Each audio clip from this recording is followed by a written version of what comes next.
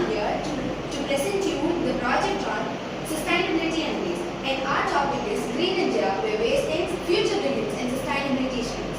I welcome the superiority of my team to explain this in activity.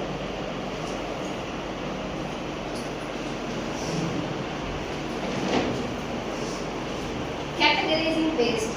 What is waste? Waste is something like a discarded thing, discarded after use, a product which we discard after use. Why is waste categorizing important? Categorizing waste is essential because to prevent mixing of biodegradable and non-biodegradable materials. There are 6 categories of waste.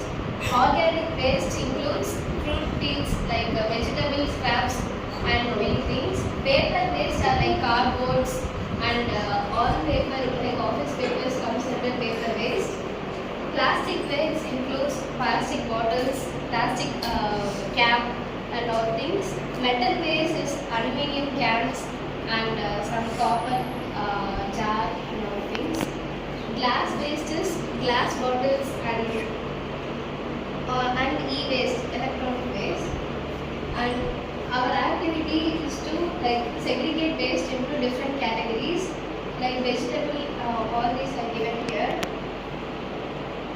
Importance of using separate dustbins. We should use separate dustbins to biodegradable for e-waste and everything to prevent mixing so that we can reduce the landfills and more greener the earth will be.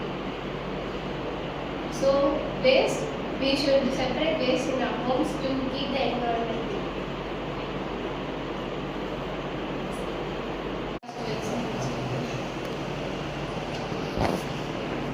Good morning to everyone present here. Today, I'll explain on the activity 3. Where does waste go and why it is important? Every day, in our homes, in our school, in our markets and industries, we generate waste. So, where does waste go? Just it goes to the dustbin and doesn't disappear. It goes to landfills. Then, from the landfills, they burn it. It is called incineration. Then, certain waste like paper bags and plastics are recycled. And then some biodegradable waste are composted. So why waste is a problem? 1. Environmental pollution. Waste in landfills causes many pollution like soil, air, and water. Health hazards. Medical waste cause many diseases by invocating harmful gases in the environment. 3. Climate change. Waste releases greenhouse gases like methane and carbon dioxide, which can inhale cause lung problems. Loss of resources. When we throw away materials like metals, plastics, and paper instead of recycling, we waste valuable natural resources. How can we prevent it? To solve this problem, we have to reduce waste. Then we have to segregate the waste. Then we have to promote recycling and composting at schools and in homes. Next, we have to encourage awareness about this waste management. Conclusion. Waste not just thrown away. It affects the environment and health and climate. So, we have to segregate the waste and dispose it properly. Now we call upon Quick to explain the activity further. Segregating waste and composting are essential steps towards a cleaner and brighter environment. Now, like biodegradable waste, recycled waste, and hazardous waste. We make it easier if we segregate it and manage it in different dustbins. Composting is a process of breaking certain organic matter in presence of air, water, and using microorganisms and other small animals. After the process, we call a product called compost, which is rich in usable nutrients in plants, forming a healthy soil. Conditions to create compost. Carbon-rich ingredients are to be used as they are rich in organic matter. Examples: dry leaves, sawdust, and straw.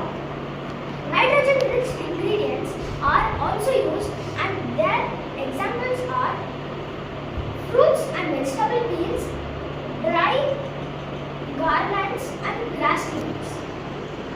We need also oxygen from air and water to create moist environment. Types of composting. There are two types of composting: anaerobic and composting and aerobic composting. Anaerobic composting is a composting method that uses no air, which takes a lot of time. Aerobic composting is a method of composting where we use air and is faster than anaerobic composting. Creating a compost. First, we need to identify a spot for keeping the compost bin.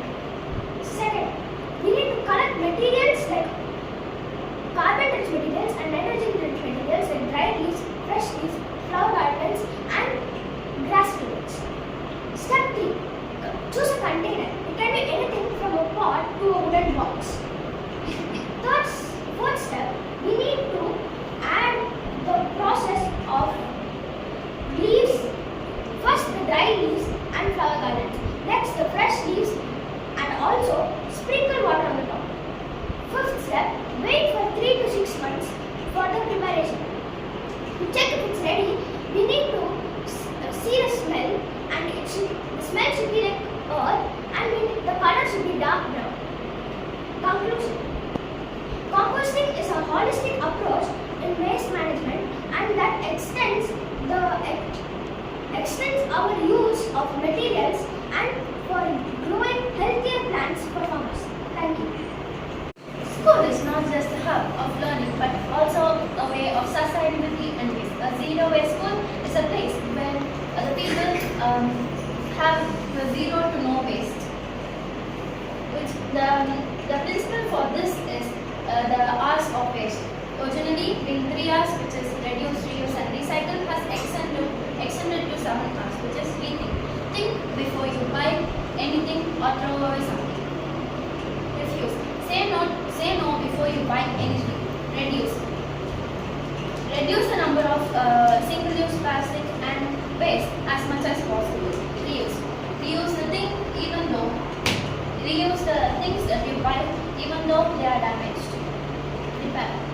Repair the things which are damaged and don't just throw them away. Recycle things which are recycle the things which are reusable and use it as much as possible, and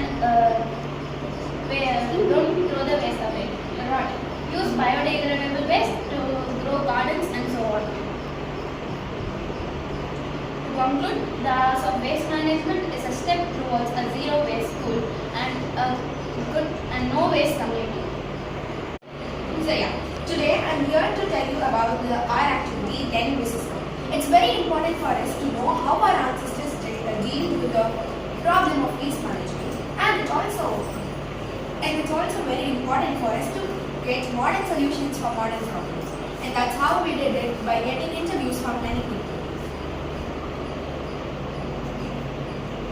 The next activity in Part B given for us is an essay on moving communities towards sustainable waste development. Sustainable waste development is very important for us to reach out the problem in a very sustainable way. So I would like to conclude our presentation with examples of communities who had dealt with the problem of waste management. Towns like Alapura, Kerala have reduced landfill dependencies through decentralized waste processing combined with active citizen communities, and Pune's waste to resource centers run with local NGOs and resident welfare associations have increased recycling rates and educated communities. Chennai can replicate such models with local socio-economic and geographic conditions. Thank you.